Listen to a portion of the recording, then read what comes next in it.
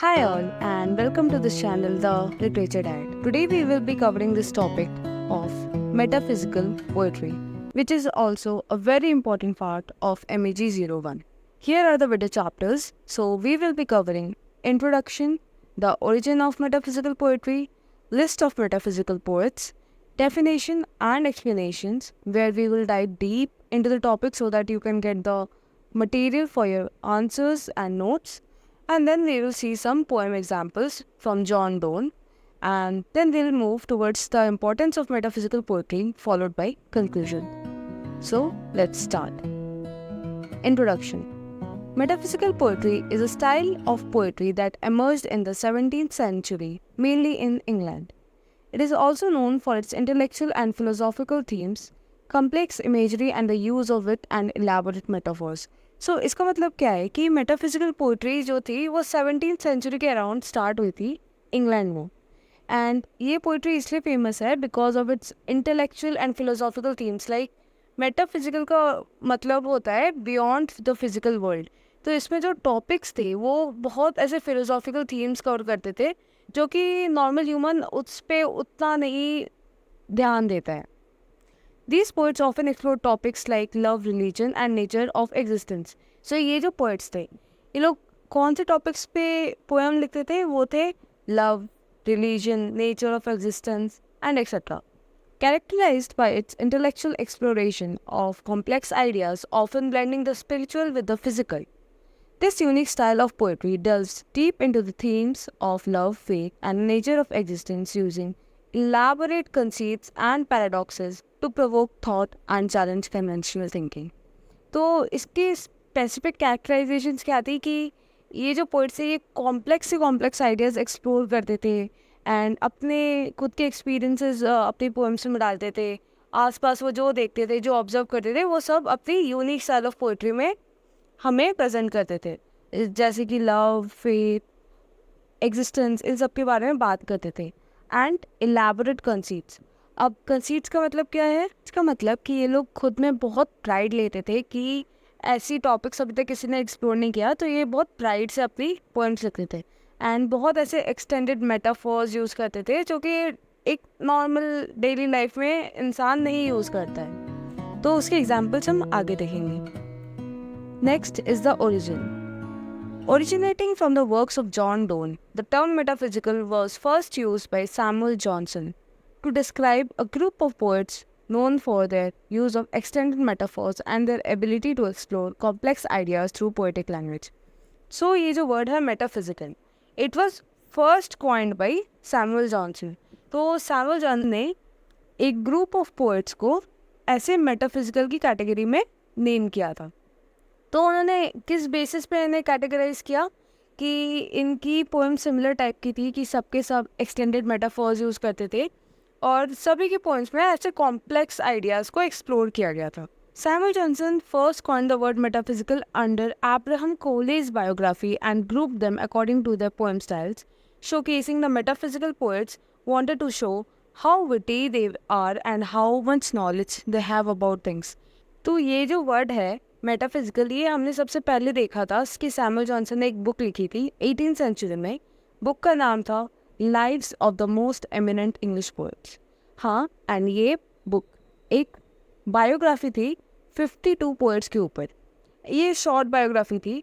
तो Samuel Johnson ने Abraham कोले की बायोग्राफी में ये वर्ड यूज़ किया था एंड उन्होंने ये कैटेगराइज किया था कि सारी पोएम्स में एक जैसा तरीका है कि सारे एक्सटेंडेड मेटाफोर्स और ऐसे अनएक्सप्लोर्ड टॉपिक्स एक्सप्लोर करते थे.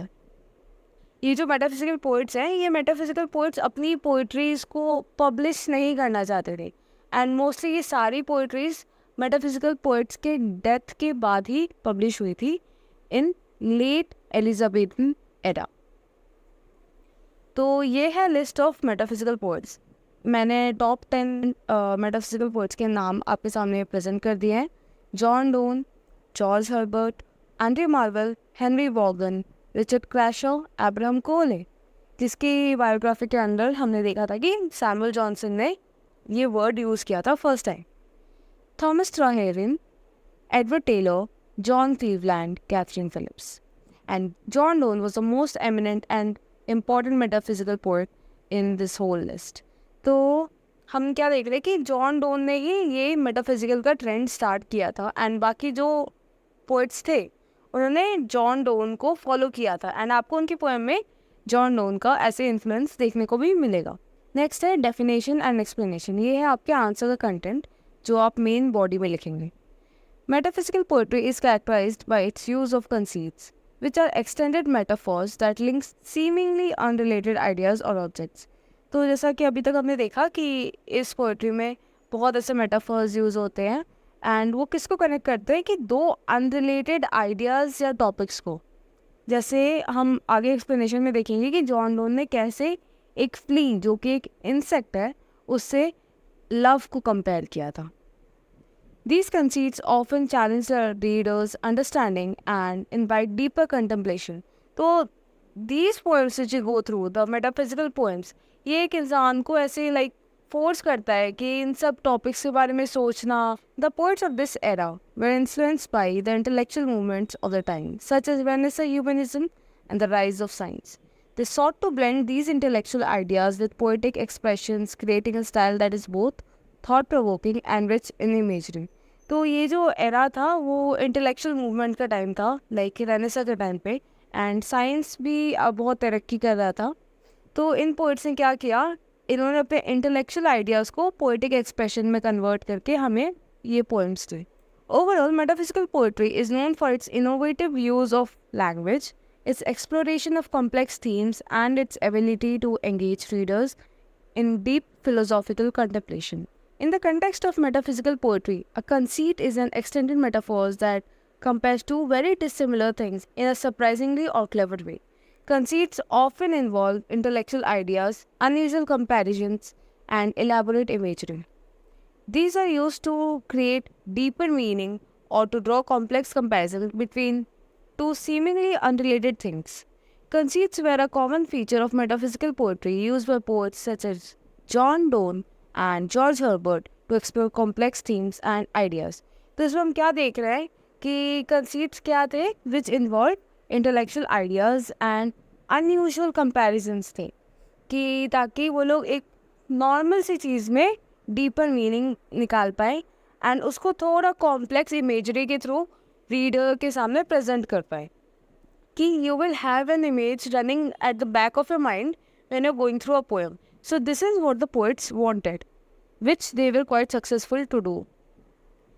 And in the 20th century, T.S. Eliot gave us the importance of metaphysical school poetry and used similar features and metaphors like the metaphysical poets in his poems.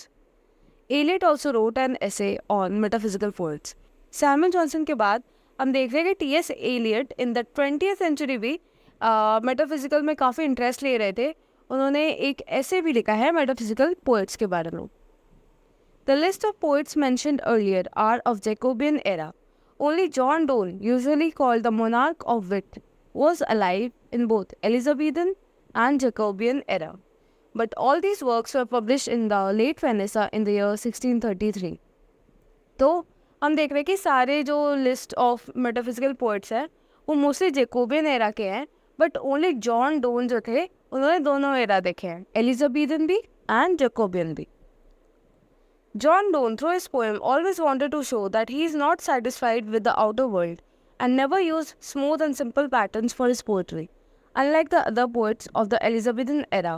And because of this reason, he started getting followers, and in the works of his followers, we can clearly see Donne's influence over them. तो हम क्या देख रहे हैं कि John Donne, even though he belong to the Elizabethan era, उनको उस time की पोएम्स अच्छे नहीं लगते थे एंड उनको ये स्मूथ टेक्निक भी नहीं पसंद थी. तो उन्होंने खुद का एक स्टाइल निकाला जो कि इतना स्मूथ नहीं था एंड कॉम्प्लेक्स टॉपिक्स को ब्रेक डाउन करता था. एंड क्योंकि इनका आइडिया यूनिक था, ही स्टार्टेड गेटिंग फॉलोअर्स जो खुद भी आगे जाके मेटाफिजिकल पोएट्स बने. एंड उन सब के वर्क में हमें जॉन डोन का इन्फ्लुएंस दिखेगा. एग्जाम्पल्स, तो हम एक पोएम देख रहे हैं, जॉन डोन की पोएम द फ्ली, जिसमें हम देखेंगे कि उन्होंने कैसे टॉपिक्स को एक्सप्लोर किया है. The flea is a poem by John Donne, most likely compose in the 1500s. क्योंकि इसकी एग्जैक्ट डेट हमें पता नहीं है, तो we will take that Most likely it was composed in 1500s. In this poem, the speaker uses a flea as an extended metaphor to try to persuade his lover to sleep with him. तो इसमें हम क्या देख रहे हैं कि John done ने flee, एक इंसेक्ट का यूज़ किया है ताकि वो अपने लवर को परसुएड कर पाए to sleep with him. In the flea, John Donne is trying to convince a woman to sleep with him using a flea as a metaphor. He says since the flea has already bitten both of them and their blood is mixed inside it, they are already united in a way. He argues that if she won't lose any honor by letting the flea bite her, then she shouldn't lose any honor by sleeping with him. He uses the flea to suggest that physical intimacy is natural and not a big deal, trying to persuade the woman to give in to his advances. तो यहाँ पे हम देख रहे हैं कि John done flee को compare कर रहे हैं एंड उनके लवर अगर इंटीमेट हो गए तो उसमें उनकी लवर का कोई ऑनर नहीं जाएगा बिकॉज उनका ब्लड ऑलरेडी मिक्सड है उस फ्ली के अंदर, क्योंकि फ्ली ने उन दोनों को ही काटा है. तो ये उनको बस मना रहे हैं कि वो अपनी लवर के साथ इंटीमेट हो जाए. Importance of metaphysical poetry. Intellectual depth. It explores complex ideas and themes such as love, religion, and existence, encouraging readers to think deeply about life and the world around them. तो intellectual depth में हम क्या देख रहे हैं कि ये readers को इंकरेज करता है कि वो और डीपली सोचे ऐसे कुछ टॉपिक्स पे, जैसे लव हुआ, about life, our surroundings and the world around us. Innovative use of language. Metaphysical poets used vivid imagery, unusual metaphors, and intricate wordplay, which expanded the possibilities of poetic expressions. तो ये एक नई language use करते थे, ये अपनी complex language use करते थे, जो कि एक न्यू फेज था पोएट्री में. Emotional impact. Despite its intellectual nature, metaphysical poetry often conveys deep emotions, personal experiences, making it relatable and moving to the readers. तो इस पोएम का ऐसे इमोशनल कनेक्शन भी हो जाता है रीडर से, क्योंकि these are mostly relatable topics की रीडर से इजीली रिलेट कर पाता है. Literary influence. Metaphysical poetry has had a lasting impact on English literature, influencing later poets and writers with its style and themes. तो इसने बहुत लिटरेरी इन्फ्लुएंस भी किया है कि पोएट्स को एंड राइटर्स को मेटाफिजिकल पोएट्स ने अपने स्टाइल से बहुत इम्प्रेस किया है. Exploration of complex theme. It delves into the philosophical, theological, and metaphysical questions, challenging readers to consider new perspective and ideas. तो इसमें हम बहुत सारे ऐसे चैलेंजिंग टॉपिक्स देखते हैं जो अभी तक नहीं थे एलिजाबेथन एरा में, एंड ये फ्रेश टॉपिक्स हैं तो, एंड थोड़े कॉम्प्लेक्स भी हैं जो कि अभी तक किसी ने नहीं किया था, तो ये एक इनोवेशन के टाइप का था उस टाइम पे. Conclusion. In conclusion, metaphysical poetry, with its unique blend of intellectual depth, wit, and intricate imagery, offers a profound exploration of complex philosophical and spiritual themes. It challenges conventional poetic forms and themes, reflecting the turbulent intellectual and cultural landscape of time. The metaphysical poets' innovative use of language and imagery continues to captivate readers, scholars, making their work a timeless contribution to the canon of English literature. तो इसमें क्या देख रहे हैं कि metaphysical poetry एक blend है किस किस चीज़ों का, intellectual depth, wit and intricate imagery, अपने विट्स का, ह्यूमर का यूज़ करते हैं. तो ये सारे मिलके they give us an idea of all the complex topics जिसके बारे में ये लोग लिखते थे. एंड ये जो पोएम्स थी ये कन्वेंशनल पोएम्स नहीं थी, तो ये जो नॉर्मल कन्वेंशनल पोएम्स थे उनको चैलेंज भी कर रहे थे, एक लाइक न्यू वेव ला रहे थे, जैसे कि रेवोल्यूशन ऑफ पोएम्स हो गया था यहाँ पे. And metaphysical poets used innovative language जो हमने ऑलरेडी देखा, एंड इसके रीडिंग करते करते हमारे बैक ऑफ द माइंड में एक इमेजरी चलती रहती थी, तो इससे रीडर का इंटरेस्ट बहुत आता था.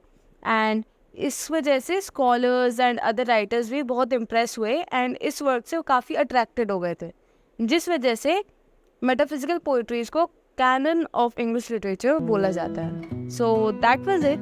Thank you guys so much पूरा वीडियो देखने के लिए. I wish you all the very best for your exams, and please आपको वीडियो पसंद आया हो तो इसको लाइक, शेयर, सब्सक्राइब कीजिए, and please support guys. Thank you so much. Keep following the literature diet.